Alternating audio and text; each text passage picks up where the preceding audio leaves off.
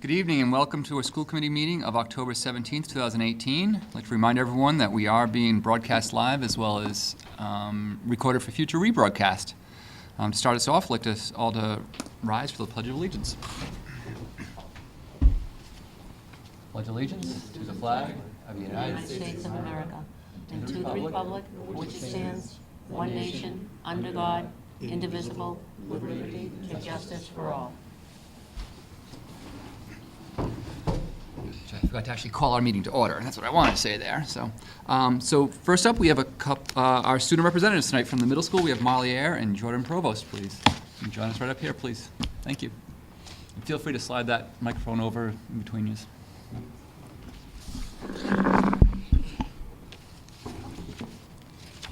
Good evening. My name is Jordan Provost. I am here with Molly Hare. We are both 8th grade student council members here to give you the middle school update. The school year is off to a great start. The 6th graders have been welcomed and are learning daily routine and figuring out locker combinations, where their related arts are, and how to manage the advanced workload with the help of their teachers. The 7th and 8th graders were able to settle in quickly and adjust to the new grade schedule. Deer and M&M have been incorporated in the daily schedule this year. During Deer, students drop everything and read for 30 minutes. Most students have taken full advantage of this time and are enjoying some quiet time during this week. More math is done on alternative days of Deer. Students practice on assigned IXLs or get practice on concepts that they specifically need help with.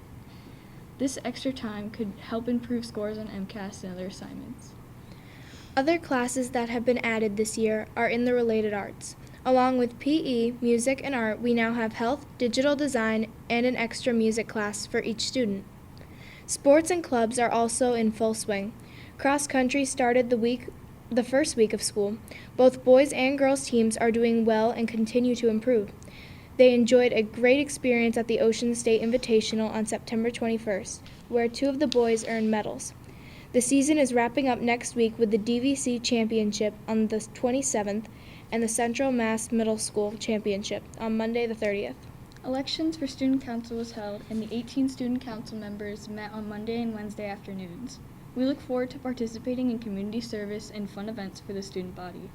Yearbook is also underway and met on Wednesdays after school. Many 7th and 8th graders were excited to be a part of this group. Their first activity is a school-wide contest for students to design the cover for their yearbook. Covers need to be given to Miss Murphy no later than this Friday, October 19th. Students are off and running with their new engineering challenge for LEGO Robotics for 2018. Students have to build the program, their robots. There is a high degree of trial and error, working together to overcome the assigned tasks. This group meets on Thursday and Friday after school, with their competition held on the first week of December. Many 7th and 8th graders are involved in high school sports and activities. The JV girls soccer team is made up of all 7th and 8th graders. The boys JV soccer team also has 14 7th and 8th graders on it. The marching band has also welcomed 5 7th and 8th graders. They enjoyed marching with the band over Columbus Day weekend. There's also students tutoring group for 8th graders who stay after school to help 6th graders with math skills that need extra practice. Students helping students is looking like a huge success. 8th grade school officers were also voted on by the 8th grade student body. These officers will help prepare end of the school activities for their class. STEM field trips have also been underway already this year. The 8th grade students attended a STEM field trip at Gillette Stadium. They enjoyed 2 different sessions while there. In the Helmet Design Challenge, students explored, selected, and arranged materials provided that would be necessary for the shell and cushioning for a model helmet. They had limited resources and time to respond this engineering design challenge. Finally, they tested their solutions and reported on their results. For the second session, students explored the New England Patriots Hall of Fame and Modern Museum. Throughout the hall, students explored both educational and entertaining exhibits. On October 11th, over 42 Medtronic employees worked together to create a very special STEM Day event exclusively for 42 Douglas middle schoolers. Throughout the day, students participated in a variety of interactive stations that got them dancing and measuring their heart rate. exploring real and imagined worlds in a virtual environment, practicing laparoscopic surgical skills, and engineering and testing dialysis filtration. The students impressed the Medtronic employees with their mature behavior and deep questions. On Tuesday, October 30th, 2018, the Blackstone Valley Education Foundation is sponsoring a field trip to Waters Corporation in Milford, Mass. In honor of Manufacturing Month, October, Waters Corporation is an analytical laboratory instrument and software company whose primary focus is the life sciences industry. They will provide a facility tour, discussions with employees representing several aspects of career fields with advanced manufacturing, and a lunch that will be featuring speakers and panel discussions. Students were chosen this week by Ms. Gravis and Payne. Progress reports were posted on Tuesday, 10/16. These can be viewed by parents by any time. We're looking forward to a great year. Thank you. Thank you. A lot of exciting stuff going on. A lot of stuff Wow. going on. Yeah. Holy mackerel. Nice job, ladies. Thank you. A lot of stuff. Great job. Thank you very much. I think Mr. Romano was looking for the high school representative. She has not arrived as of yet, so. Okay. we will go. That's okay. We can always work her We're in. used to this. We can always work her in later in the agenda. Yeah, if she shows, we goes can up. Yep. certainly just plug her in to provide some information for us. These are some exciting field trips we got going on. I had two of my neighbors were on the Medtronics one. They raved about it, so yeah, it's good stuff. Yeah, That's awesome. Great job. Yeah. It was a spectacular time. Yeah. It was a very memorable experience, that's Yeah. for sure. Oh, that's right. In more ways than one. All right, so, public comment and communication, I am gonna skip over that, seeing that our public just left. So, any old business? Yeah, well, we'll wait and see. We can have Emma jump in if she's able to make it. I know she's coming from work, Yeah. so she's trying to make it work for us, so. Double duty tonight. All right, so any old business? Any new business not on the agenda? No. Okay, in that case, I'll hand it over to Mr. Means with our superintendent's report. Thank you very much. So, with regards to the safety plan, if the committee is open to it, on November, I want to say it's the 7th is our next meeting. I have asked Mr. Vega and School Resource Officer Falone to come in and present to you more details. But I had promised that I was going to try to give you an update on where they are as of right now, so I'll just give you a quick overview, but I'll let them present the more information on it. So they have worked and completed, some key action plans have been developed. They have identified some hazard goals and objectives, and they are prevention, protection, mitigation, response, and recovery. They did share with us that, as you know, that the safety buckets have arrived, now that the safety buckets have been distributed, and the administration has provided them with a checklist of the things that are in the buckets, and they are secured within the school, within the classrooms as well.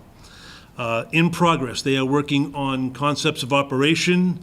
They are working on organization and assignments and responsibilities. They are working on command systems, in school incident and command systems. Communication protocols are being worked on. Administration, finance, and logistics are being worked on. There is a plan for distribution of information, sharing of information, also for development of a leadership team and the responsibilities included with the leadership team. And I didn't want to get into all the other sorted pieces. They'll give you great detail on all of that. Right. But that's the work that's presently underway. And one of the last tools and last pieces of information, and Courtney's on the committee, so she could certainly answer any questions you might have. The reunification process is another area at which they're going to be working in some length to finalize the plans for that. The goal is to have it wrapped up and presented to the faculty at the January 18th Professional Development Day. It is hoped that we can have it presented to you on January 2nd or January 16th, the final plan, and then presented. So it'll be a continuation of the ALICE protocols that we conducted last year.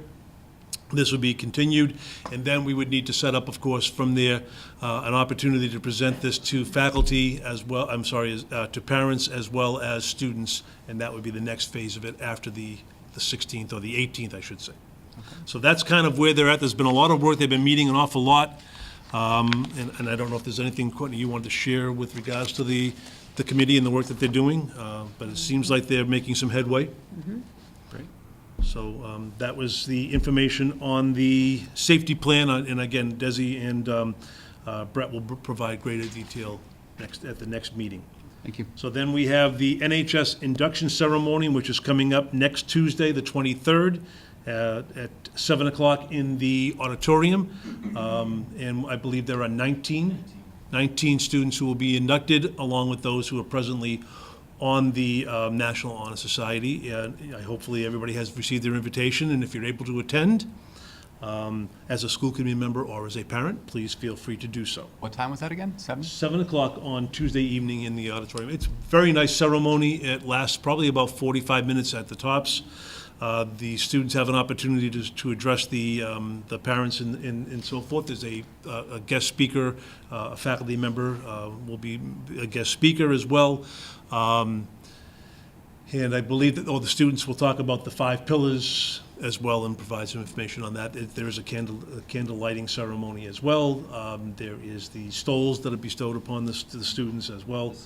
Yeah, so it's a very nice ceremony. Hopefully you'll be able to join us, and that is next Tuesday.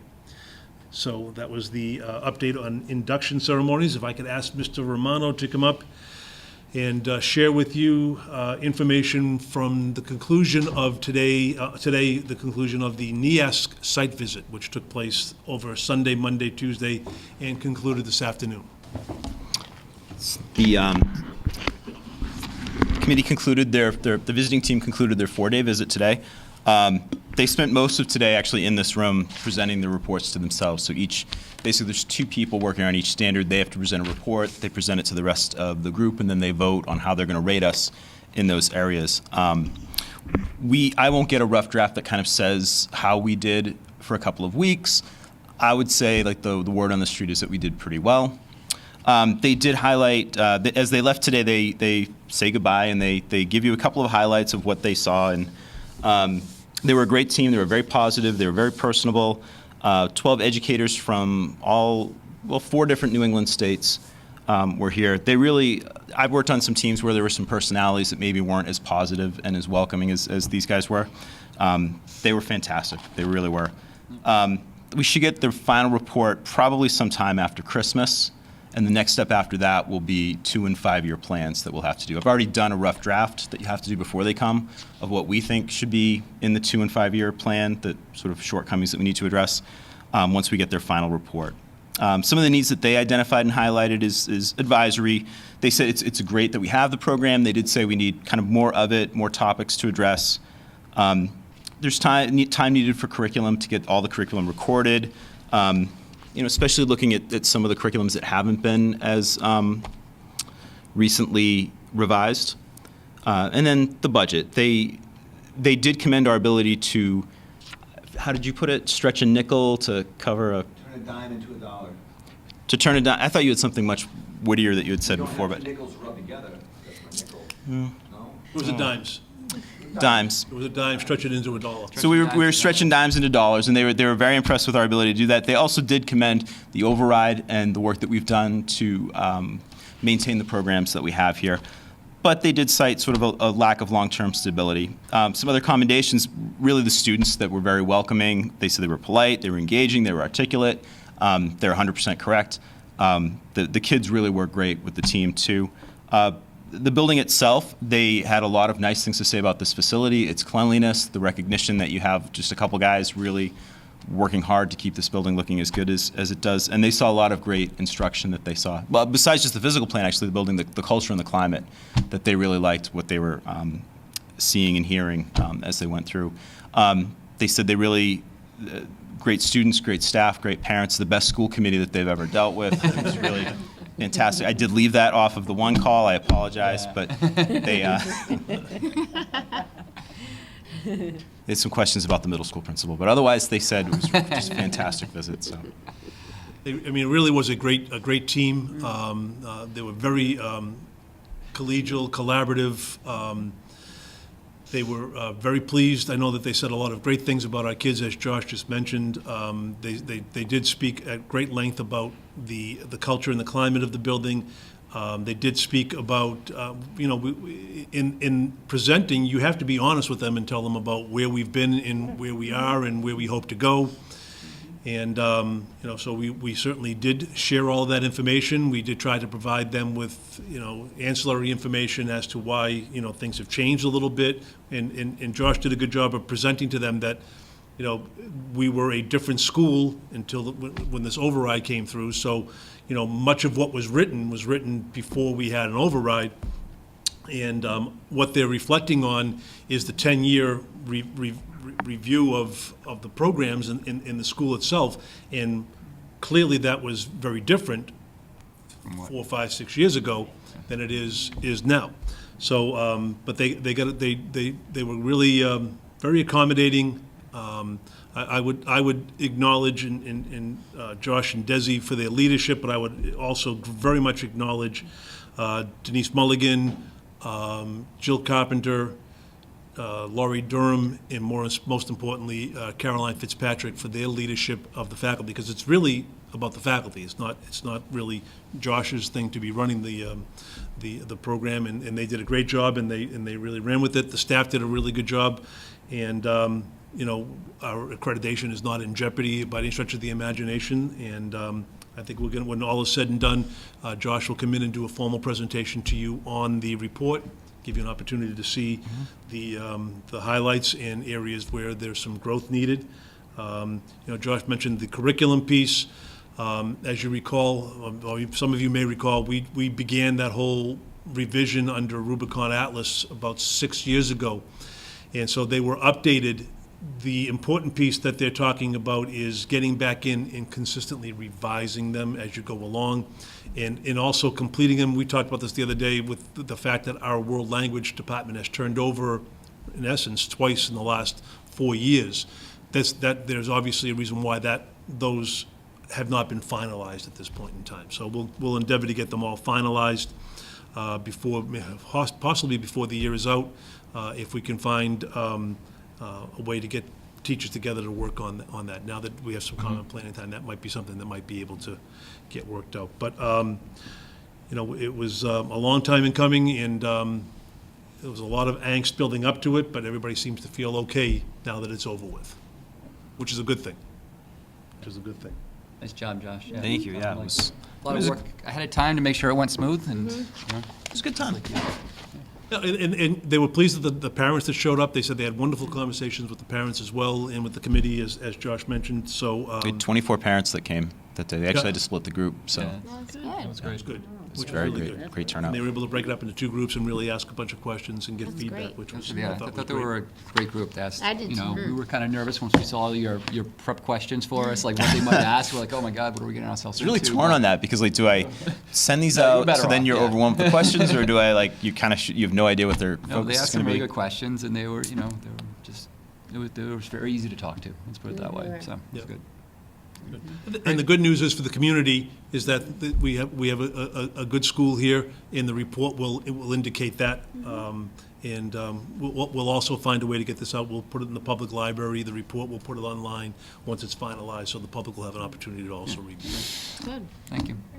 Thank I'm you. going to ask Josh just to hang there for a minute, because we're going to come back to Educational Alliance in a little bit. I wanted to give you the feedback on the Professional Development Day. So overall, I would say that we had surveys for every presentation.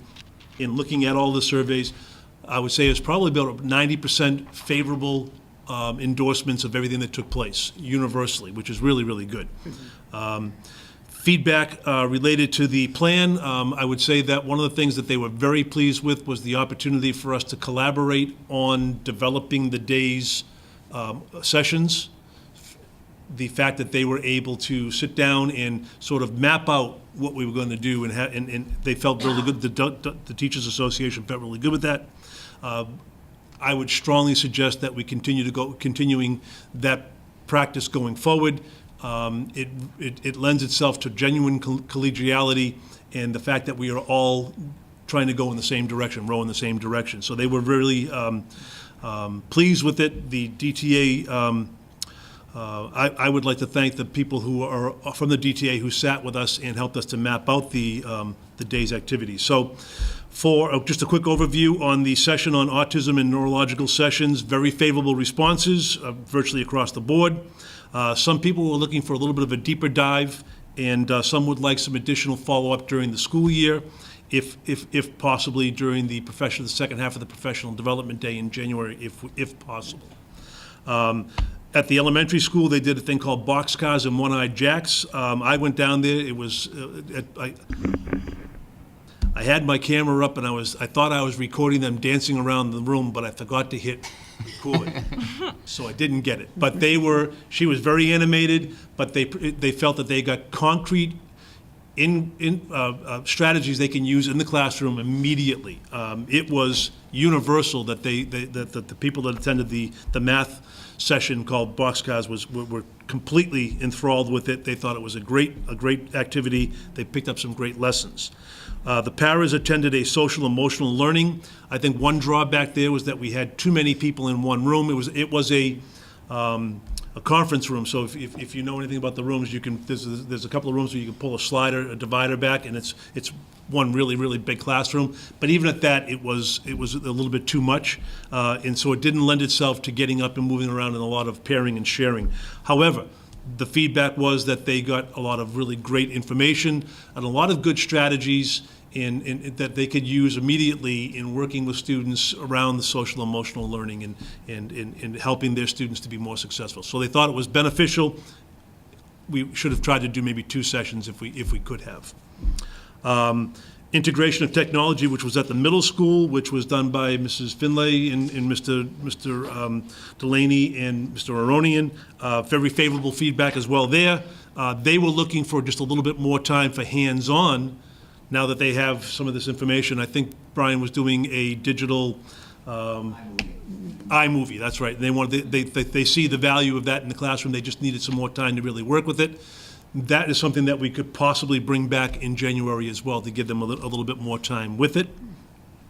Google Classroom, very favorable recommendations. The issue with Google Classroom is that, and I remember when we did it originally 3-4 years ago, is that you have people at different levels of technology. So some people are ready to really go, and other people are, what button am I hitting? And so that's always going to be a little bit of a problem with it.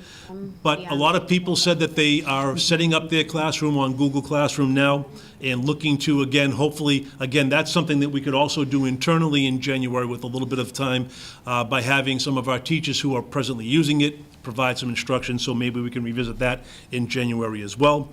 And then the last one was on the co-teaching model. Very favorable feedback.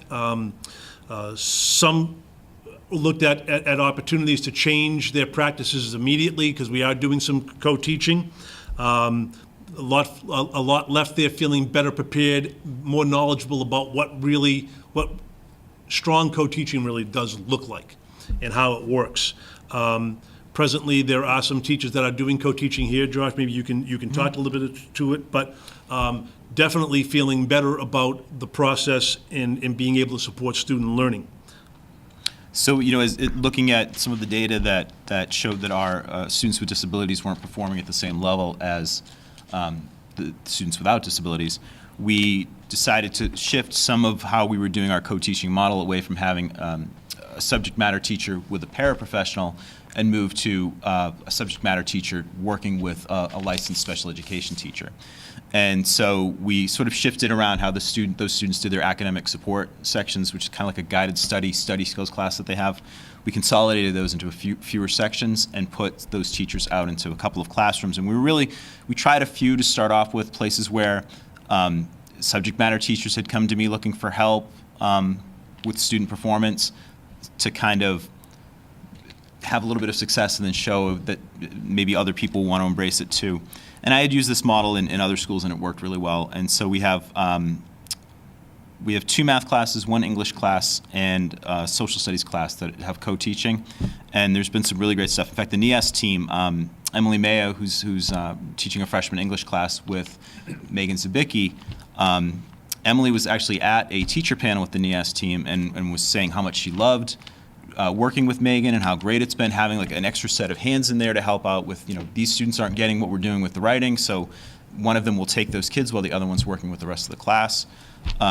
It's really been really beneficial. And then other people started saying that they might be interested in trying that out, which is good because that was my plan anyway. At the same time, in Emily Mayo's class, Megan Zabicki, it was their co-taught class, and Megan was in there alone teaching the class, and another NES member was in there shadowing a student, so she's observing the class, and didn't realize until Emily came back that Megan was not the English teacher, and came up and said, like, I thought you were the English teacher, because she just took the lesson and went with it. And that, ideally that's what you want. You don't bring in a sub when you have a co-taught class, as long as one of them's there. The expectation is the special education teacher can teach the lesson just like the math teacher or the history teacher. So what they got out of that training was some strategies that they can use to mix it up, because the last thing that you want is you have a fully paid subject matter teacher up front teaching a lesson, and then a full salary special education teachers in the back taking notes. I mean, you can get a tape recorder if that's what you want. Instead, we want it to be a dynamic process that's meeting more individual kids' needs. These kids aren't getting it, these kids are, and that's kind of what's been happening in the math class. They've been doing a lot. The math classes, actually, it's 2 math classes. There's been a lot of that going on there too, and it's been really powerful there too. So. Some great stuff. Is that the only is the high school the only building that's? I think there's some co-teaching at the elementary school. I'm not positive on that.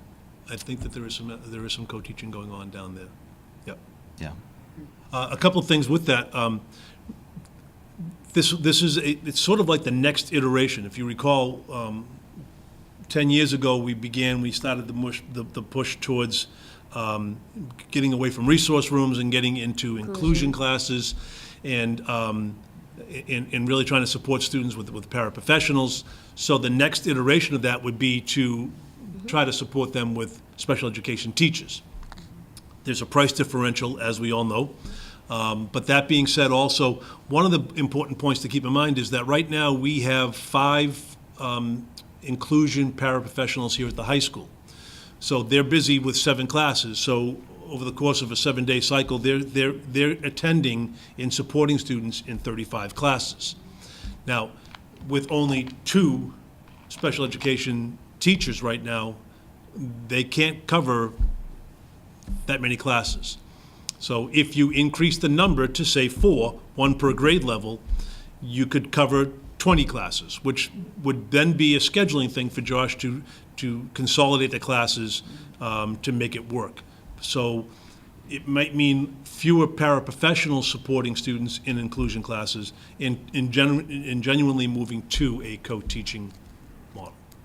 So that's the next thing that we'll be discussing as part of a lot of things that we're talking about for upcoming years. So then the last thing I would say about the Professional Development Day is a thank you to all of the members of the leadership team for their participation in all of the working in getting it organized and making it all work. But and a special shout out to Mrs. Sosha, who, when all is said and done, is the one who puts together the schedules, makes the phone calls, arranges for the presenters. And I will say that this is one of the few times, and maybe you can speak to it as well, that we've had presenters where people came back and said they really had really good presenters. The presenters were really very effective. So that was a good thing. So all in all, a very good day. Nice. A lot of positives. Yeah, a lot of positives came out of it. Yep. Yep. And like I said, we will follow through next year and meet with the DTA and talk. As a matter of fact, I'll be talking with them about this tomorrow, about the January Professional Development Day, with the understanding that we don't have a lot of money, but maybe we can follow up on these things with people in-house rather than securing people from out of district. Good.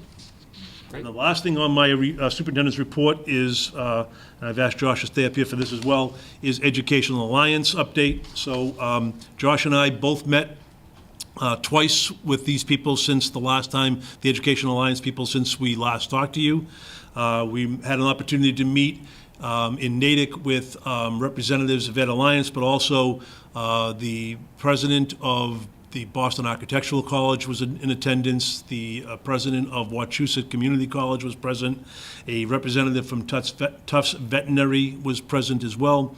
Along with that, there were the superintendent and principals from Northbridge, Uxbridge, Spencer, East Brookfield, and of course Josh and I from Douglas were present as well. Josh is working to finalize plans for the visit to UMass Amherst and UMass Stockbridge. Am I correct on that? Both Yep. those are the two places that we would be going. And Boston Architectural.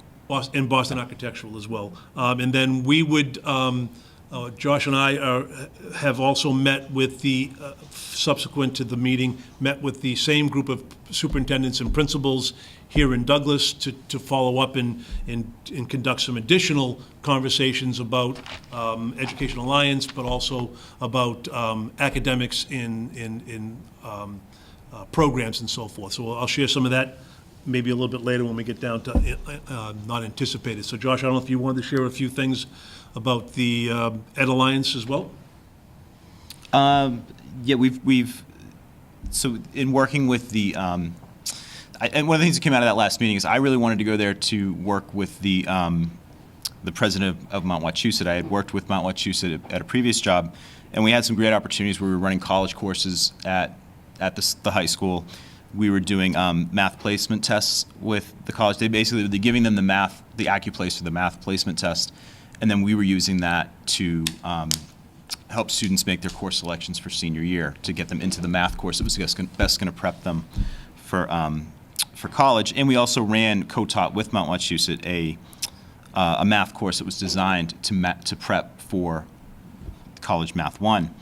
And it turns out we can't actually work with Mount Wachusett on any of that stuff because there's sort of territorial issues that go around. So instead I called up Quinsigamond Community College, and tomorrow I'm meeting with them to do that stuff here, but through QCC instead of through Mount Wachusett. And so I'm actually really excited about that because those were great opportunities that I had for students there in Winchendon, and I think that we can do that stuff here. So I could see us maybe we start by hosting a college writing 1 course. And there's some other sort of intro-level courses that I think would have high appeal, like an intro to psych and things like that the kids would like, that I think we could bring in here. So I'm really excited about that.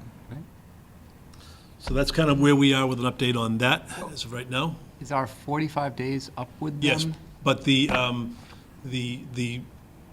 field trips aren't until later this month and I think early in November. Yeah. Just couldn't make them work Yep. at that point. At Yep. this point, there's nothing else in the works with Nothing that? else, any reports coming from that we've already received, everything? We have received some reports, and we are anticipating some additional materials as well from them going forward. Great. Okay, so I think that's everything that I had Okay. for my superintendent's report, and don't run away though, Mr. Romano. I'll be. Thank I think you. Mr. Delaney will be before me. So Okay. before I speak. So we are going to get to our school committee and subcommittee reports. We have our accounts payable report. Lisa? We had 2 different warrant dates. One Brett signed on 9/27 for $39,871.67. And then I had 14 batches on 10/4, totaling $65,274.05. Any questions on that? No? Okay. Moving on to our, moving on to our consent agenda, we have minutes for October 3rd, our last meeting. We did a discussion earlier, and we do have some minor changes under the superintendent's report section. It notes at the bottom of the first paragraph there that the school committee will consider and choose a volunteer next week. That actually needs to be scratched. During that discussion, we actually decided that the existing negotiations committee would handle the Appendix A salary grid review. So we just need to note that here. And I think that might be the only change that anyone noted, unless anyone else has anything else. Okay. So are we looking for a motion there then? I'll make a motion to approve school committee meeting minutes for October 3rd, 2018, as amended. Okay, motion from Jillian, Second. second from Lisa. Any other discussion? All those in favor? Aye. Okay, it's unanimous. Thank you. Next, we have approval of mentor training rate. So this is linked to having enough mentors mentees to mentor all the people that need to be mentored. So, as we talked the other day, at our last meeting, about the numbers of additional staff that we had brought on board, one of the areas that we had a problem with is that we did not really have anyone who was serving as a mentor for adjustment counselors, for psychologists.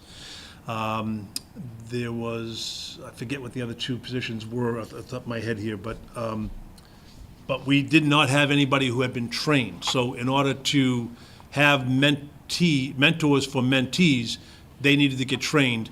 And so in the original workings of meeting and developing the whole mentoring program 7-8 years ago, there was a clause in the agreement that said that if a staff member is going to be mentored outside of the scope of the school day, that there would be a $100 stipend to be paid to them for their training session. And so what we're looking to do is to have that recognized and also to ensure that that it gets put into the collective bargaining somewhere. So there is some language to it. I don't know if you want to share anything, Courtney? Yeah, any questions before we move to a motion? No? Everyone's good? Make a motion to approve a rate of $100 for teachers who attend the 3-hour teacher mentor training program at Douglas Public Schools provided by the lead mentor.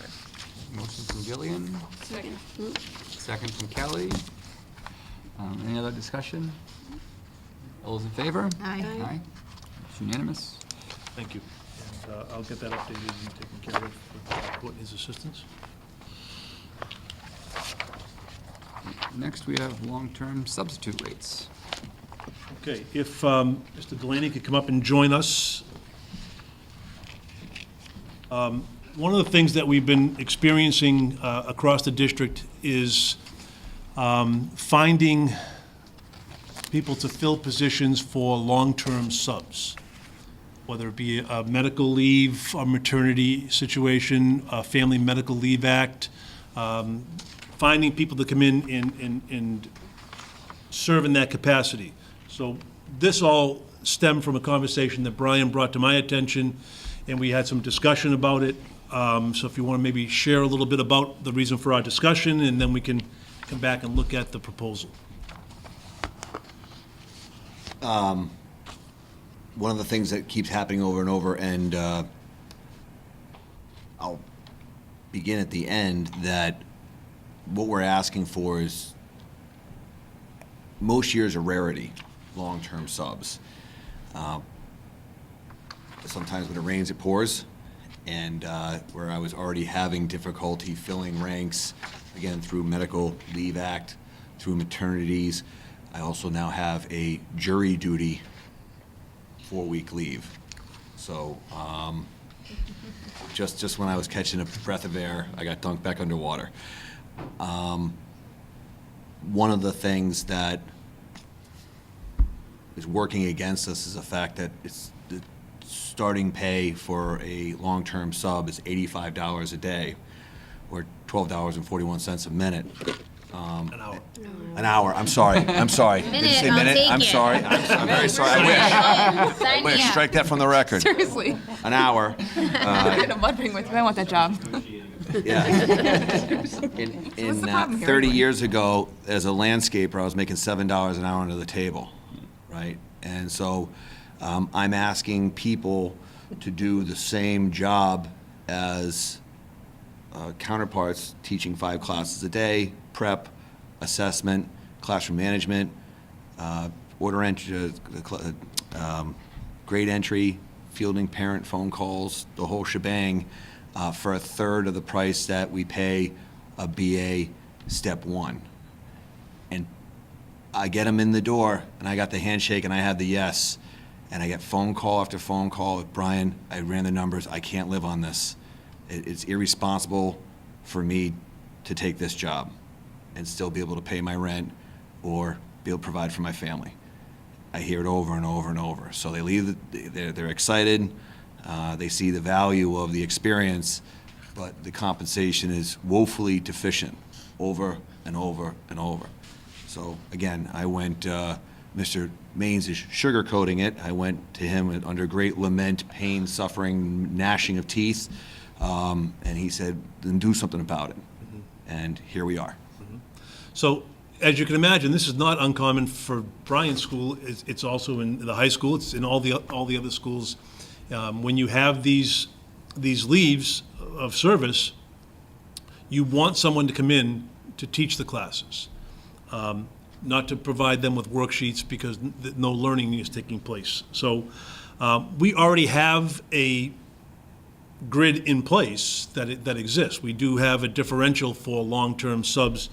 And what we're looking to do is just to modify that a bit in hopes that we might get people to say yes rather than say no. So the proposal basically is looking to take a day 1 through 5 sub pay as 85. Let me qualify. Let me back up a second. Day-to-day subs. If I'm going to be out, somebody comes in and covers for me for that day, it's $85 a day. We're not changing that compensation. However, if I know, for example, Bryan just mentioned, we know that we just found out that somebody has a 4-week jury duty obligation. They're going to provide us with information that says, I am not going to be able to work for 4 weeks because I am doing jury duty. We want to try to find someone to fill those 4 weeks that is hopefully a certified math teacher, science teacher, history teacher, okay? Part of the problem is that when we get them in, Bryan just had a history teacher who he just signed up and sent a Dear Bryan letter and is no longer interested in doing the position. So what we're asking the committee to consider is to take day 1 through 5 for a long-term sub at $85 a day. To take day 6 through 30 and move that up to $100 a day.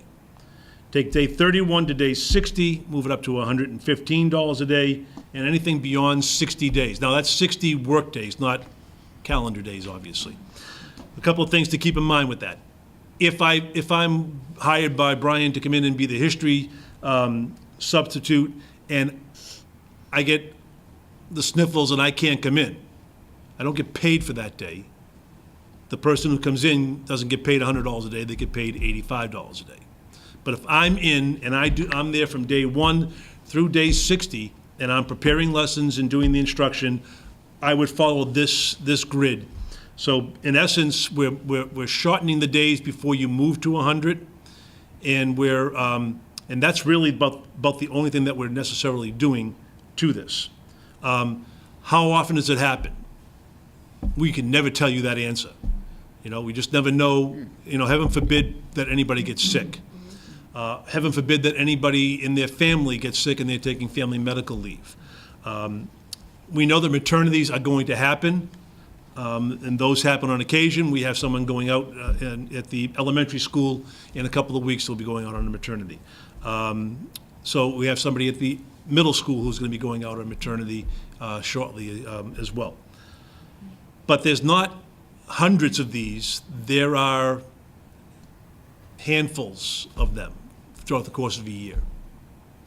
So I don't see it. I don't know maybe if you think it's being a little too cautious here. I don't see it as being a huge increase in what we're doing. They're just moving there quicker. What is the current? It's 85 for the first 30 days. And then day 31 through day 60, it's $100. And then day 61 from there on out is 115. So you could get up to a little higher to 130. Now, Courtney did do a little bit of research. Nobody really got back to her too much. There was one school that was exorbitant that we would way out of the ballpark. Way out of the ballpark, $200 and something a day that we're not looking for. Others One was actually way too low. We don't know how they're ever getting anybody. Right. But that was day to day more than. So it was kind of all over. I have so many things that I could say to this because Bryan Delaney knows how I've been on the phone with him about various times when we have had to have long-term subs. And I've listened to everything he had to say, and a lot of times it's like, we don't have a lot to choose from, let's give them a break. But the way that you have this set up, I think it's perfect, and I'm going to tell you why. Because if you're going to have somebody that's going to come in for a few days, this may be their break. Right. It's the middle of November. who you're gonna get. So you get this first-time person. So I'm glad that other person decided not to take the job, because if money's all that's motivating them, Right. then so be it. I'd like somebody that comes in and truly wants to get that experience, because Right. those are the people you're gonna get. But this will motivate them to stay, because, oh, if I stay longer, instead of, oh, I'm gonna show up for a few days, I got something better, I'm gonna go to that. So I think, and maybe it's too low, I'm not all for like, let's spend money, but I almost wanna say let's raise it a little, but I know we probably can't, just because. I think it's a good starting point. It's a starting point, but this is gonna, we already know there's teachers that are gonna be out, and, it's a big deal. Like, you want decent people in here, so I'm 100% supportive of this. I actually personally would wish it was a little bit higher. Right. And I don't usually say that. Right. But in this situation, I am saying it. So to that point, Julie, as well, and you're right. As someone whose first teaching experience was a long-term sub experience and then waited 3 more years to get a teaching job, Mine as well. right? So Yeah. I That's agree with the you. primary reason for Right. them doing it, yeah. And these are for positions that we know people are going to be out. It's not a surprise. We know they're going to be out. Well, today was a little bit of a surprise for the jury duty. But for the maternity position, it gives us an opportunity to find somebody, most importantly, somebody who is maybe right out of school and really is looking for that opportunity to put something on their resume, so that when they go and interview, they can say that I've run my own classroom for, I did a long-term, and I can't tell you how many people I've interviewed over the years whose only experience was a long-term sub position someplace. Well, I'd like to ask for these numbers to be increased. I really would, to be honest with you. And again, I don't usually say that, but I just feel like we already know about 2 situations that are gonna happen. I mean, I don't know if that's something we can have that Well, discussion on. Could I recommend that we try this and see if we have a little bit of a change, and if not, revisit it? I think at $100 a day, I think you're gonna get some young people who are still at home, still on their parents' insurance, who are gonna say, I'm gonna give that a shot. I'm gonna give that a try. This holds true if we have someone that ends up teaching the entire year, I guess. I think So- we had a situation like that, didn't we, recently, where we ended up having a long-term sub that basically did the There have been entire- people that we know who have been out for a full year. So, for example, someone took a leave of absence for a year. Yeah. So we have actually hired people on the scale. Okay, they Teach weren't for the getting year. substitute Some of them rates have in been that case. absolutely Okay. amazing Right. teachers, that's the And- thing. and- Yeah, but you you know, can't that's you some can't hang on to long-term them. But ones. Exactly. Yeah. But I just think, and this is not a conversation, but Brian was clearly frustrated, but we've all been in this position trying to find somebody. And it gives us an opportunity to try to really sell them on it and really promote it, especially, like I said, to that young kid right out of school looking for that first experience, or someone who's transitioning. I've been doing this. I found I really like it, and I want to move from a para into the classroom.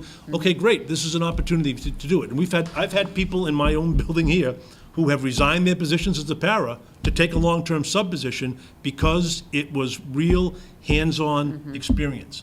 2 things happen with it. One, they find out whether or not they can teach, and 2, it makes them better prepared when they interview for positions. And I can't tell you how many people have done that and have found jobs as a result of it. Right, and I have one more follow-up about the mentors. This is the other issue.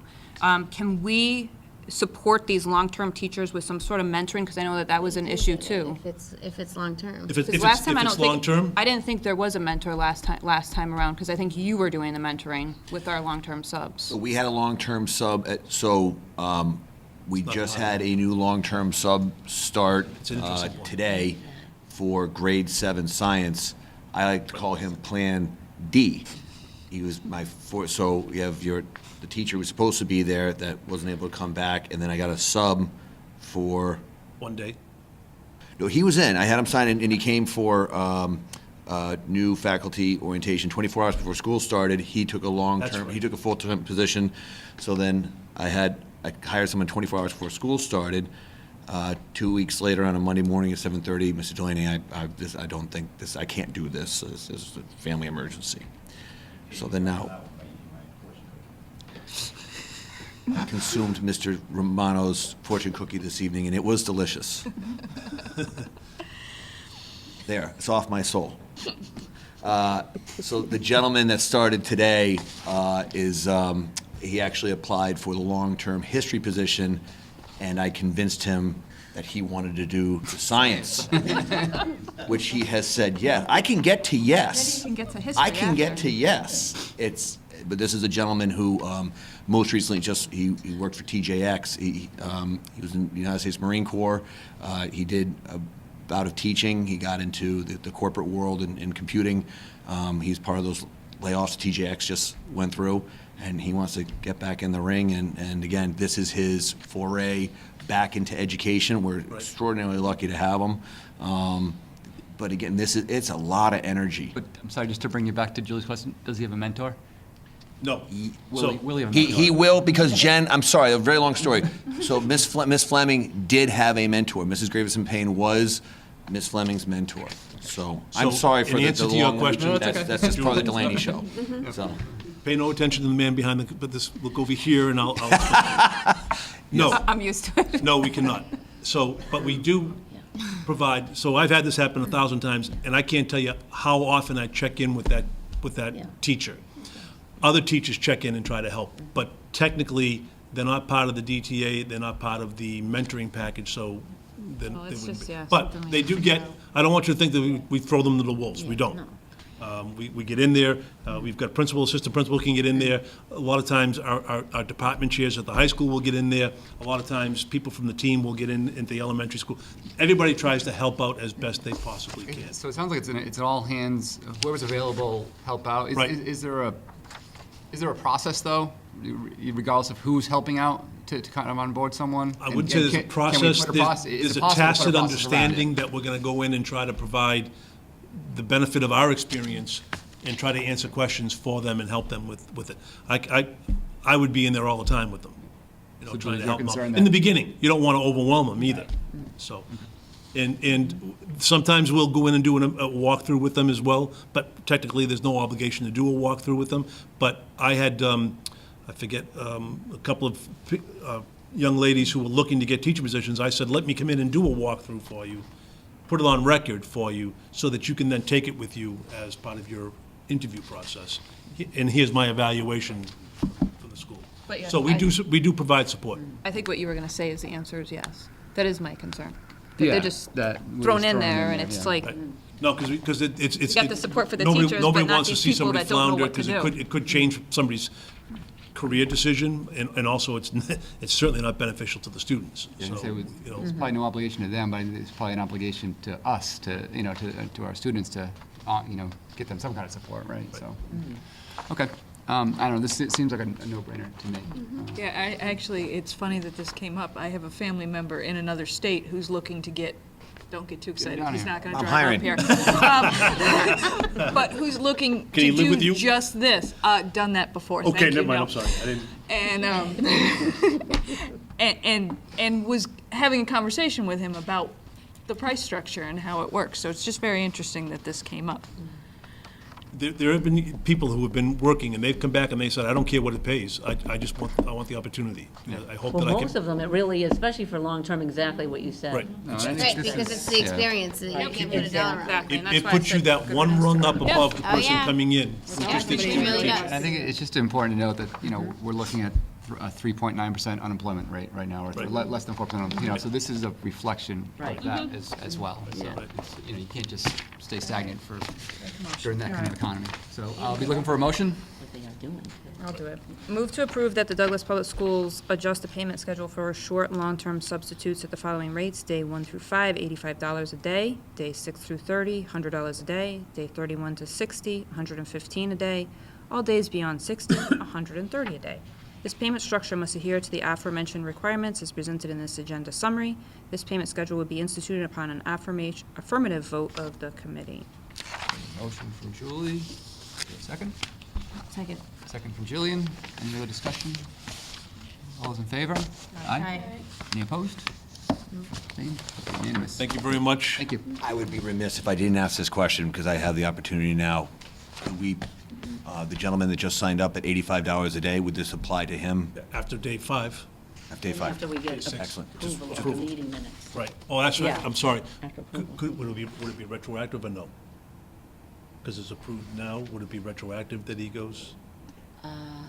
We'll have to look into that, Brian. I do not have a definitive answer for you. I won't Yeah. say yes, I won't say no, Yes, but I we- will say maybe. Yeah, we'll have to have, yeah, we can go back to. Ethically, I would get your point. strongly Yep. suggest that we make good on. Right. Yeah, I would think. if No, they're I'm gonna- just saying that we cannot make this payment here, you know, as of tonight, until we get the approved meeting minutes. Got it. So the question is, can we, so then the Or question we could do becomes. retroactive, Could do but after. retroactive. 3 weeks. Yes. and- Yeah. Yeah, yeah. Okay. All we need. Thank you. Great. Next Thank up, we you. have, thank you. School choice update. All right, so we're slowly but surely getting some information in. I don't have 100% definitive information for you. But as of last checked, which was yesterday, no, I'm sorry, today, it appears that we have 123 students coming into the district. Okay. And we have a total, not a 100% accurate total, of 40 going out. We're waiting on a couple of towns still, though, that we have not heard back from. But we're on the positive side again, which is a good thing. I wanted to also update you by grade level, if I could. In fact, in light of the fact that we have school choice, I'm not going to tell you how many numbers are in school choice, but I wanted to give you an update on our enrollment. So These numbers you're gonna give us right now, these include school choice, or? Yeah. So right now, we have, we have confirmation that we have 123 students coming into the district. But the totals by class that we see here? Yes, In total, that includes school choice as well. So the 82 first Correct. graders, that includes whatever school choices there are, eight school choice. right. So, all right, so grade one, the total enrollment in grade one Yeah. is 82, Yeah. right? Yes. Okay. And that 82 includes 8 school choice. Correct. items. Yeah. So okay, you've thank you. got it by grade in front of Oh, it. yeah, Yeah. yes. So just submit Yes. this with the meetings, Yes. with the minutes, right? Okay. These numbers? Yeah, except this page is, And you can, by the minutes as well. they did it though. I wanted to also indicate, so total, there's 1,295 students in the district as of right now. It's down a little bit from previous years, but as they continue to build those duplexes, we'll be filling them up pretty soon. Yeah, I just noticed that. She gave us the most up-to-date information on Blackstone Valley Technical Vocational. 26 students from grade 9 were added to the rolls this year. 26. Down from previous. Definitely down from previous years. So somebody else has taken the hit this year. Like, I believe I was at a meeting and one of the superintendents said, I don't know how our BVT numbers went up markedly. I said, that's because I complained and they complained, so tag, you're it. But I think it's important to note, though, we had probably 26 entering ninth grade. I think probably only 21 graduated, so our overall BVT enrollment increased still. Yeah, we have to look at the total number, because that's what's gonna She drive has a that total assessment. numbers. So She we need had, the total number, she had yeah. total numbers, but she wasn't Yeah. wasn't convinced that it was 100% accurate. One of the things that we were talking about today, which is I had never thought about until today, was a student who is a Douglas student at Blackstone Valley Technical actually left grade 8 as a school choice student in Uxbridge. And Right. I don't know how that works. Why would we be on the hook? We should not. So I am going to be doing some research. Well, it's Douglas resident. it's the That's Douglas- he's a not Douglas school resident. choi- That's not a school Yep. choice. Oh, wait, they were That's Douglas not under the resident? school choice law. They're They going live in into a. Douglas, they Chapter school 70 choice to choice law. Uxbridge, Oh, no. up No, they're our until grade 8, responsibility. and then they Right. decide They're they're going to go to They're I ours. thought BVT. it was the other way They're around. I ours. thought they were Yeah, choicing no, it. it's No, our they're responsibility. Douglas' responsibility. Yeah. That's fine. But when we do get any information, I always forward it to Jean and Matt, always, just to give them a heads up. I don't want to scare them, but, just so they can be prepared. Great. So you also have some information in there with regards to choicing out, where they're going and so forth.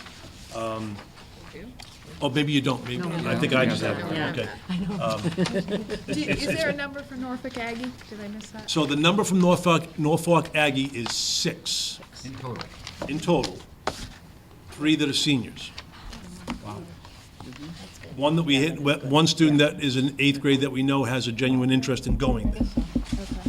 That means no more next year. So, yep. So that's kind of where we're at. And again, there's nothing to vote on there, just wanted you to have the information. we'll come back with this down the road. And the other thing was that just so you had an opportunity to see total enrollments by grade level as well. So next up, we have memorandum of agreement with Boston Architectural College. I do not have any documents on that, should I? You do not have any documents because I sent it back a second time. Okay. And it is under review, so we will table the discussion on that at this point in time. Okay, All right. thank you. All right, so moving on to school business and operation managers report. Oh. You ready? Wow, that was Barbara? quick. All right. Okay, I have for you this evening some transfers and reclassifications. Take the transfers first. These were all requested by administrators. So nothing too exciting there. Any questions? Just 4 of them. No, pretty basic. I move that we accept the fiscal year 2019, is it the budgetary transfers number 2? Yep. Of school committee meeting, October 17, 2018. Okay, we have a motion from Julie, Second. second from Julian. Any questions? All those in favor? Aye. Any opposed? Abstained? Okay, all set. Thank you. Thank you. And for the reclassifications, this is just reclassifying one teacher's pay and one paraprofessional's pay from the general fund budget into the Title I grant, because we now have the Title I grant. Great. I move Love that- grants. I move that we accept the fiscal year 2019 reclassifications number 2, presented at the school committee meeting, October 17, 2018. Okay, we have another motion from Julie. Second. Second from Lisa. Any questions? All those in favor? Aye. Any opposed? Abstained? None. Okay. Thank you. Okay, thank you. And next on the agenda, FY 2019 capital project update. As you know, at the annual town meeting and/or, this was involved both, the subsequent override vote, the town approved some capital projects for the school department totaling to $143,400. It was 6 projects. Douglas High School security cameras, Douglas High School water booster pump, the primary school door key security, the district-wide tractor loader, the high school air conditioner compressor, and the middle school door card reader. So I did attach a document just to provide an update to you on the projects. The security cameras, Donna has prepared the specifications. We had to do a few reiterations of that. So I'll be preparing the final bid documents and uploading that to Combis and going through their new required process. We won't get into that again. A lot more complications there, but we'll get that done. The water booster pump that was ordered right away. We're hoping, knock on wood, nothing happens between when it comes in. It does take a while to come in. The expected ship date is December 5th, and we expect to have that installed over the Christmas break week. So it should be in by December 31st. The door key security project for the primary school, it's a little bit more complicated as well.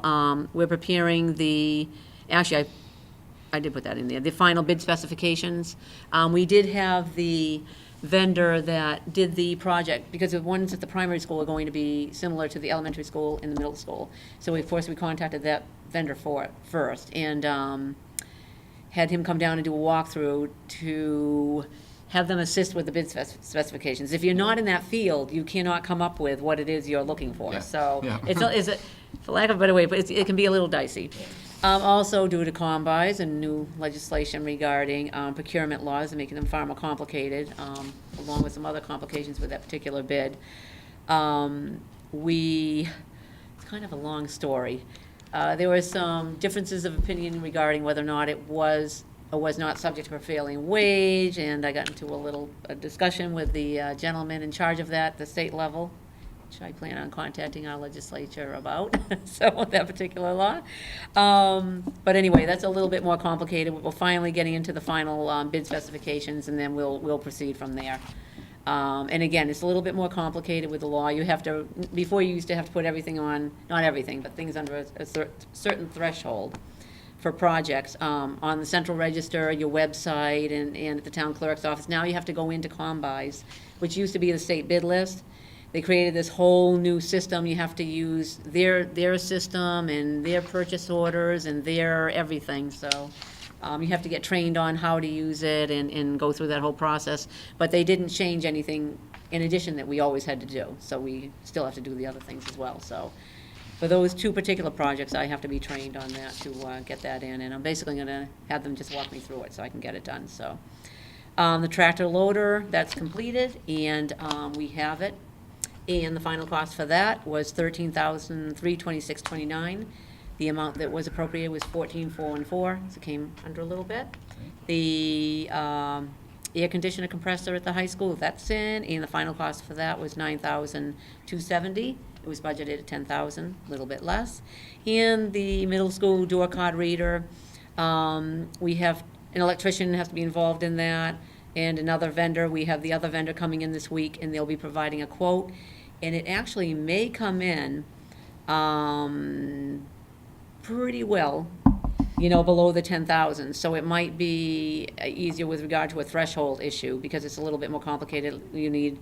It's a software issue, it's an electrician issue, so we'll wait and see what happens there. And also locksmith, so there's a number of moving pieces there. So, but that should be fairly quickly done once we get all the pieces together. Great. So we're moving right along. Great, thank you for that. Appreciate it. Yep. That brings us to the end of our agenda. We have any topics not anticipated you want to come back to I something? got a couple of things, yeah. So if I could ask my 2 colleagues here, everybody in the audience, if you could just join us at the table. Everybody come on up. Everybody. We'll find chairs for you, don't worry about it. A point of information under this topic. When are the SATs, PSATs? The PSATs already passed last week. That was last week, wasn't it? The Yep. PSATs were last week? Yep. Yep, the ones that we do here at Douglas. There's another one coming up. My son's taking them. I think it's November, weekend after Veterans Day, maybe. What grade? Oh, SATs. They're The PSATs. Oh, PSATs. They did it last week. It's all 10th graders, Oh. and then 11th graders. They have to pay. It's whatever it is, like $18. I think. 16. 16. Yeah. But we do all 10th graders. Okay. So, a couple of things just real quickly. I know everybody wants to get home for first pitch. A couple of grants came through. Did you guys want to maybe share with the committee a couple of the grants that came through, just some information on that, if you could?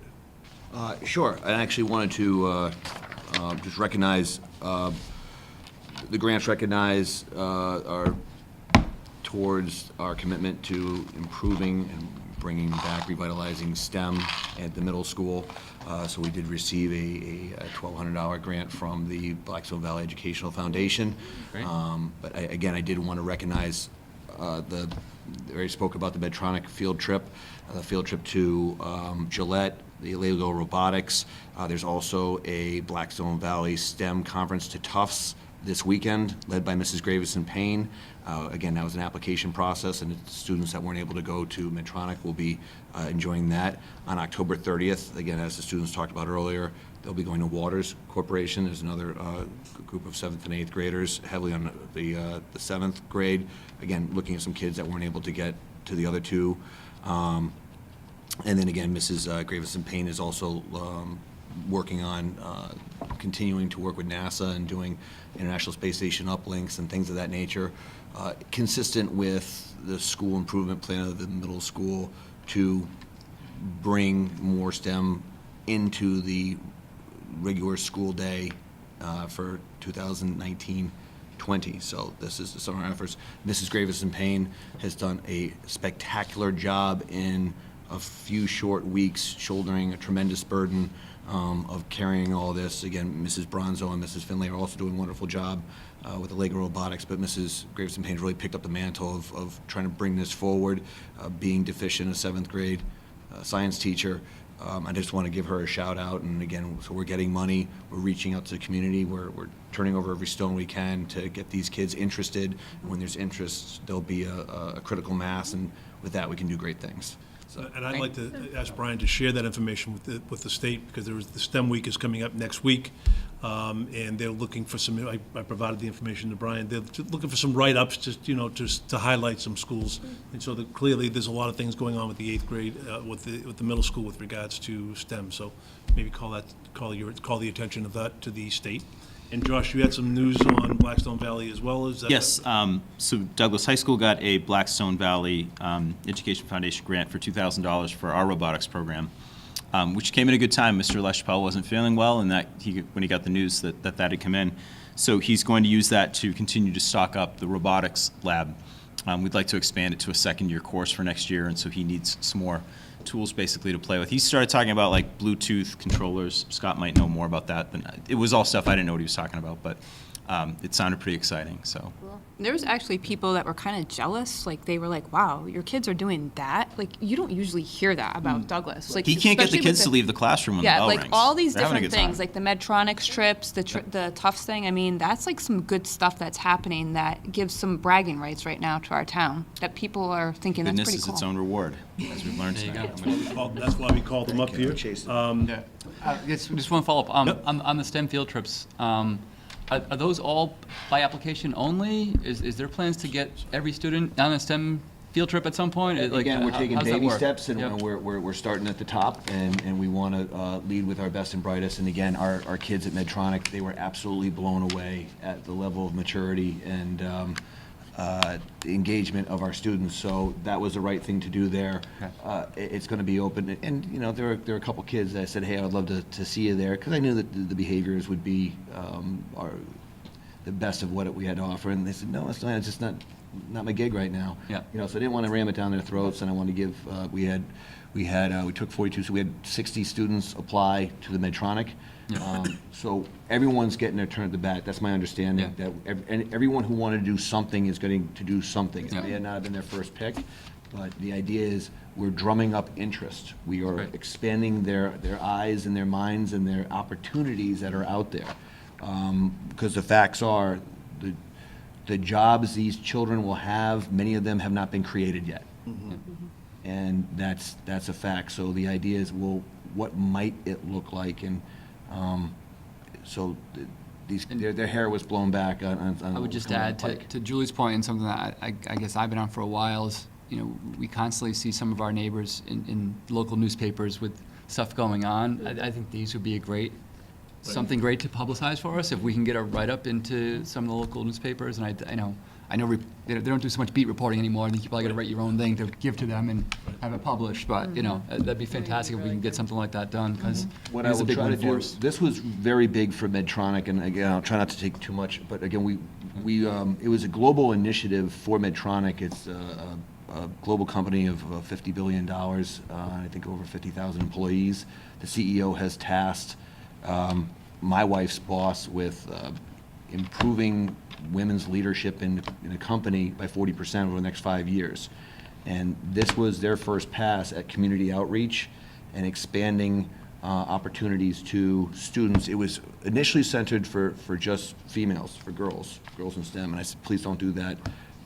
These boys need something as well. I'm seeing a lot of apathy happening with our young men, just kind of sitting back and letting everything go by. My problem, not yours.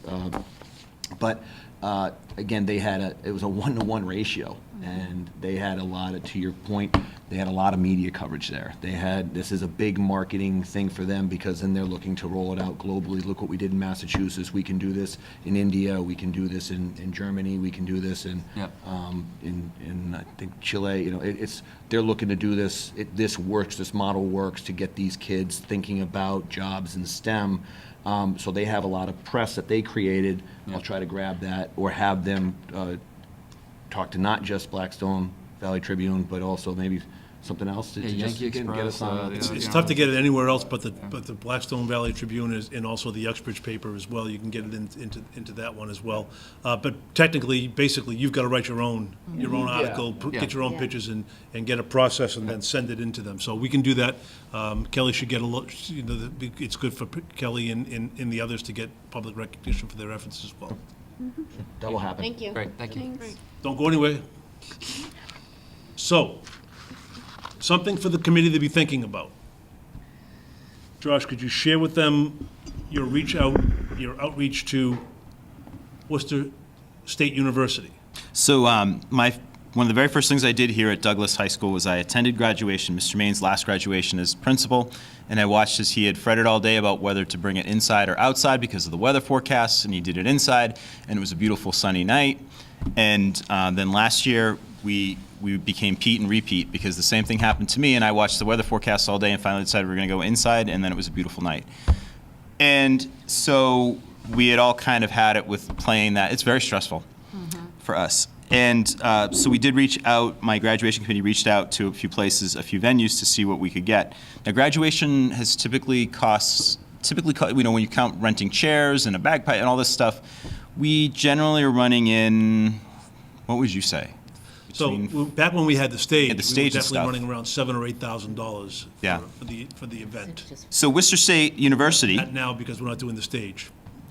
Worcester State University came in with a bid for our regular graduation day, May 31st, my son's birthday, for their competition gym, which holds 1,100 people. It includes the security, the custodians prior, the custodians after, during, floor covering, 500 chairs, the staging, and an audiovisual package, and it comes in under $4,000. Oh, It's wow. air conditioned. And it's air conditioned, and there's no, will it be inside, will it be outside? Definitely do Can Uncle Murray come, or am I limited to how many people I can bring? Is Grandma gonna pass out crossing the soccer field? So what I would like, the reason for me presenting this is just to start the conversation. Now, this conversation has happened previously, and, but we really have not really moved on it. But I would like Josh to continue to explore some other places. Worcester State is nice, but you gotta get across Worcester to get there. Is there something like Nichols, or is there something even closer? But we don't want to do that work if there doesn't seem to be an appetite for it. So just something to think about. We can certainly put it back on the agenda for a formal discussion, which might generate some people in the audience to discuss it with us. But it is something that has been discussed. It is just a huge burden. It really is. You just can never know. Because nobody wants somebody's 95-year-old grandmother to try to get up that hill if all of a sudden a thunder lightning storm happens. Every year, we deal with parking, we lose our gym for the whole week, there's A lot of stuff. There's a lot of stuff. And a lot of schools are doing it. So I know Sutton is doing it, BVT does it. Where does Sutton go? Sutton was going, I think they went to Mechanics Hall. Yes, I Yeah. believe you're right. I think it's something that we should definitely put on the agenda and look into, Okay. because experienced it Okay, myself. well, I It just wanted to was throw it out there not because we had pleasant. talked about it and we had some Yeah, I mean, discussion about it, so I wanted I to got a throw it bit out. of Hot interest this year, and it sounds lovely to be in air conditioning and Yes, not after wondering. last year. But I gotta It'd be tell you, great. I don't wanna drive across Worcester to go to graduation. That's the downside to it. I just, Yeah. But I there might be don't. other options. Well, I will try Nichols. I think that's maybe a nice option, too. I've never really been to Nichols. I need to go there because Andy's looking to go to school there, but I'll check out their what they have for venues, too. It's amazingly close. I stumbled upon it Yeah. by accident, looking for a soccer field one day, and I was like, oh my God. I'm at There's a Nichols, college there. you know? Just, yeah. You know, Holy Cross would be a good one if we could get into one of their buildings because it's right up 146 and right off the highway and you're Yeah, right it's there. really- yeah, no, it's not bad. It's true. So, So Great. just making it work. good Thank you. news. One last thing now.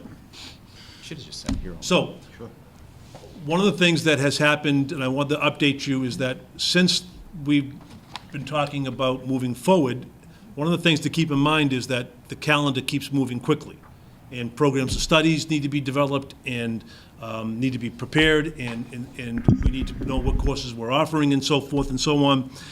Josh and I have been having a lot of very informative and enlightened conversations, very much focused on, very much similar to what we talked about with regards to moving the district forward in animal and plant sciences and engineering and so on and so forth. And so if I could just take a couple of minutes to talk a little bit about what we've been discussing and where we're thinking we'd like to go. We had talked about pathways, an engineering pathway, a biomedical pathway. We had talked about those things as part of our program, and we really want to bring them to fruition. Josh has done a lot of homework on additional pathways that are out there, some things that we're pretty well situated for that we should be considering. And then I have some other ideas that I want to share with you. So Josh, if you want to talk a little bit about that? So I presented this to my school council today as well, and I think they were pretty excited about it. So essentially, it's the idea is you give students a plan, something that they can focus in on to get through school. It's sort of like having a major in high school. It's a series of courses that kids take and other activities that they can do to support that.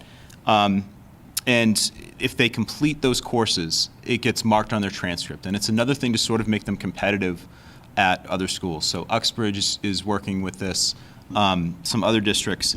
It tells a college that a student has completed a rigorous course of study. And it's not something that would be a requirement for everybody, but it would be an opportunity that a student could choose to do. There's two that we could essentially start right away. And in true educational fashion, I didn't actually make up any of this. I've stolen it from other schools. A global pathway, which is, it's centered around world language. So students would take 4 years of world language, world literature, other cultural courses, along with, and then a STEM pathway, which is the second one that I think we could do, which is a math, science, technology, robotics, those courses. We actually have the courses in place to do those right now based on the stuff that I have harvested from other districts. And then we'd add to that, in addition to the courses that they would take, their senior project would be a capstone project. So I think we can add a level of rigorousness, is that a word? Rigor, to the, to our senior project. An internship component would be a great thing, especially for a STEM thing. You know, we're always trying to find those opportunities. And then Uxbridge focuses their community service hours that the students do that year. They do more if they're part of that program, and it's focused around what they're doing. So somebody who's in a global pathway program would do their community service hours, would relate to something. It could be, I think a lot of his kids did hurricane relief for the Caribbean. So you had things like that.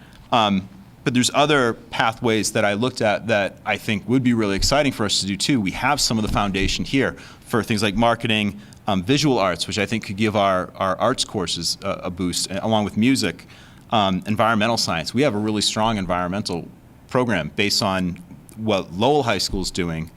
We have a lot of the same coursework here that students could take. Communications, media, horticulture, biotechnology, all of those things I think would be great pathways that we could explore. Maybe we can't offer all of them, but we could certainly offer some. And I think it's just a way of bringing more achievement and excellence, to borrow from our core values, into what we're doing. Absolutely. It's also a huge marketing. Yep. It is. I mean, and we've talked about that, the need to attract kids, keep kids. And like I said, a lot of it's stuff we're already doing. Yep. It's just putting a nice, clean wrapper around it, which I think is. It is, that's and the way you can really instead of like handing a kid the program of studies and saying, "Here, kid, pick some courses," we're saying, stuff, you know. yeah, we're saying like a student who's on a STEM pathway, like we would want them to be on track to at least complete pre-calculus. Right. And that kid's really set for college. You know, whether or not they go into science, maybe they go into art history at that point, but they're prepared themselves for rigorous time in school. I love the idea of the senior project being tied in. Oh, absolutely. Yeah, that's really great. I think those are great. Yeah. So along that I think along if we that can line, do those too, we should start them. one of the things that came out of NEAS that we had to share with them, which was at times was painful, was the fact that 8 years ago we wanted to adopt MassCore, and we didn't adopt MassCore because all of a sudden my music teacher is teaching 2 technology classes, my art teacher is teaching 2 health classes. So we've gone that direction in order to meet that the fine arts piece that Josh is talking about. We need teachers, and as a result, there may be a need to increase teaching staff, redeploy teaching staff. So, for example, we offer science, technology, and engineering right now, 2 sections of it that John G&A teaches. However, the state has committed to phasing out science technology as an MCAS competency exam, therefore rendering it not really purposeful in our building, but would be terrific in the middle school building. Take the materials, send them down to the middle school, add that to something along the lines of STEM that Brian's already talking about. For short money, 1 position, you've now added something really impactful that would happen down there. That teacher who teaches 2 here could now maybe do 2 robotics or 2 engineering classes, which is really what we want. So there's going to be a lot of moving gears to this. The other piece that I want to throw out there is this. I mentioned purposely talking with other superintendents and principals, and I have a meeting on Friday to meet with the Blackstone Valley Superintendents Group. The real push would be, can we create a true collaborative, much like had been originally talked about with Educational Alliance, was a true collaborative. can we make and can we arrange our own true collaborative that would allow us to offer programs without adding staff? So online learning becomes a piece to it. So, for example, Brian McGrath here teaches AP Microeconomics, but nobody else in the Valley offers AP Microeconomics. Can that course become an online course that allows kids from other schools to take that online course? Conversely, Sutton has a, Actually, great example. Hopedale is they've been offered a forensics lab, a forensic criminology lab. They don't have enough kids to run a section of 20 kids per year, so he's considering, is the space worth it? But I said, well, if we can collaborate on this there's all kinds of tools like Zoom and Google Classroom and things like that. Maybe while his kids are taking microeconomics with Brian McGrath, our kids could be doing work with theirs. And that is sort of the model that business goes to. My sister's job, which I usually describe as like vaguely related to business, it actually is setting up collaborative networking platforms for businesses. So people in Chile are working with people in Moscow. It could be that same kind of idea, and I think there's a huge push from the state on this as well. So the answer is, can we? So then you're saying we can. No, we need to explore whether we can, and this would be a process. This wouldn't be something that you would roll out everything in 1 year, but there are things that we can do. But the first piece of it is that Josh and I need to persuade people to understand the merit behind this, and I don't think that they'd have a hard time accepting it, so that we then can offer more courses but not hire more teachers, just get them involved in it. And then the other piece to it is, we had talked about the animal and plant science. Well, okay, so maybe we can't have that Chapter 74 vocational certification because we don't have the opportunity to maybe offer exotic animals or diesel mechanic repair and some of the other things. Josh has done some research on all the components that go into that. So if I'm a kid in Douglas and I want to do exotic animals, and I don't have that as part of my program, I'm still going to Norfolk Aggie. Right. But we know that there's an interest in the animal sciences, and as Josh mentioned, the horticulture, the plant sciences. Can we offer some courses online that others are taking with our teacher here? And then, if you remember the Mimsy model, and Jillian, I think maybe, I don't know if any of your children took part in it, but they went to the Saturday schools for the AP classes. Same idea comes into place, but maybe it's on a Saturday, a specific Saturday in October, those kids who are taking the online animal science class go to the orchard, and they have hands-on experience. It's an internship, if you will. And they have so many days out of the year that they're going to do that. Or you take 1 day out of the quarter, and the kid is going to go to that animal plant science piece of it. So allows us to do these things, but not take on the whole Chapter 74 vocation, but have these as opportunities. This has been talked a little bit about, and I think it's something that we really need to push and try to explore. And the reason why I'm taking your time is I wanted you to know that I am going to be doing this on Friday. Josh has already done it at his principals meeting, and we're going to continue to have meetings, and I'm going to offer an opportunity for superintendents and principals to meet here in Douglas to talk a little bit more about the viability of this. And it's the right thing to do, and it could open up a lot of opportunities for us. It'll be a 2-year, possibly even a 3-year process to add a lot of these things, but there are things, like Josh said, we can do right now. Yeah. There are things that we can do right now that we really should be doing. To the middle school idea, if we can move science technology down and couple it with some STEM, and for one person, they're covering that whole school like we're doing with the art and digital design. What a great opportunity for just one person to do all of that. To expand. Right now, they're doing health and they're doing the digital technology, digital design, and they're just getting to know it. They can expand that curriculum, they can develop that curriculum a little bit more going forward and offer even more opportunities for their kids. And It's online learning. I'm hoping that it will be hands-on learning. It'll be opportunities for kids to come out, like Josh said, with a concentration, and on their transcript it says, has completed a STEM pathway at Douglas High School. A lot of work. I see this as the next conversation beyond what we had last year when we were talking about moving the district forward.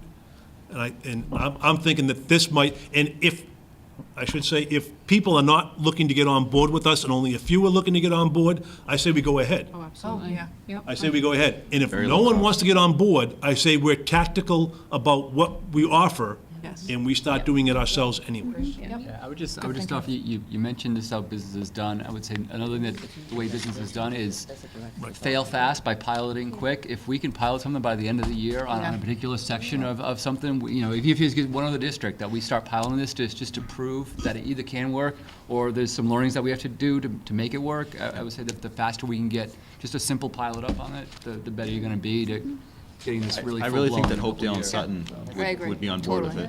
I do. But I think you're talking, all the districts in the area are having the same problems. And That's the selling point. The model that has been going on is Doesn't not what work. we need going forward. This is what we need so that, and all I keep thinking is going to the 8th grade class, when you're giving them the opportunities that Douglas High School has for them, and how exciting this can be for them. Yeah. Instead of just, here's your course of studies, Right. you can pick out of this. It's, look, if you're interested in this, we have this pathway, we have this pathway. It kind of puts us, EBT comes in and says, you can do this program, this program, this program, and I can go in after them and say, but you can stay here and do this program, this program, this program, totally on the agree. basis that I believe 8th graders are more likely to remember the last thing they heard. Yeah, I totally support what Brett said, too. I like that, fail fast by piloting quick. And there's always people talking about Norfolk Aggie and how they think they want to do that, but the bus ride is so long, and I think if, even just saying, there's going to be kids that still want to go there, but I think you may find that there's kids who, if you could offer It is. some of that, would stay. You want you keep that. And I think that, I think Since you ate the the cookie. Blackstone Valley, you sell it with the fact that the Blackstone Valley was the hub of the Industrial Revolution. This is the next generation, and off we go with it from there, so. You're offering hope is really what you're offering. Well, I'm offering Josh and myself to spend a lot of time doing a lot of work, trying to convince a lot of people. And it's appreciated, it really is. People like Make us. this Make a happen. huge difference He needs in to this fill town. his time. Yeah, people like us, so. That's, I wanted to get that out there now, only because, and I know I took your time, but I am gonna meet on Friday, and I wanted to sort of have your blessing on going forward with it. Yeah, without a vote, I think you have. I don't need a vote, I just Yeah, need to know that you guys I think we're all fully supportive of this. Vote We think it's We would've definitely the voted right thing to yes. do, so, thank you. Okay, thank you. Excellent. Do you still think we need to address you eating my cookie? All right, you guys can Cookies for go back to your everyone. seats, All right. we don't need you. All right, if there's no other topics not anticipated, and we do not need an executive session tonight, I am looking for a motion to adjourn. I'll make a motion to adjourn. Second. Motion from Jillian at 7:33. Really? Seconded by No, Julie. 8:33. 8:33. Thank you. All those in favor? Aye. Aye, all right, thank you, everyone.